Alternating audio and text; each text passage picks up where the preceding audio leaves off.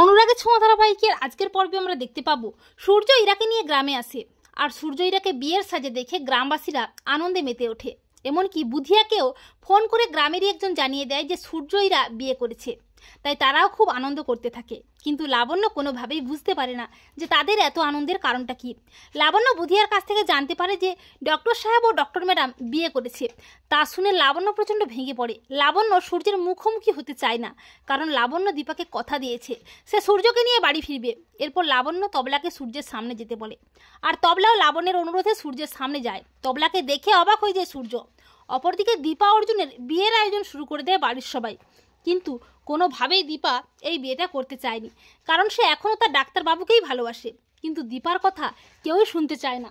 যদিও অর্জুন দীপাকে বলেছে যে দীপা, আমার উপর বিশ্বাস রাখ, তুই যা চাস যেমনটা চাস তেমনটাই হবে। তবুও দীপা নিরুপায় হয়ে লাবণ্যকে ফোন করে সবটা জানায়। তখন লাবণ্য দীপাকে কথা দেয় যে সে যেভাবেই হোক তার ডাক্তারবাবুকে ফিরিয়ে নিয়ে যাবেই। দীপাকে একটু অপেক্ষা করতে বলে, আর দীপাও লাবণ্যের উপর ভরসা রেখে বাড়ির সবাইকে বলে যে সে লাবণ্যের না ফেরা পর্যন্ত অপেক্ষা করবে।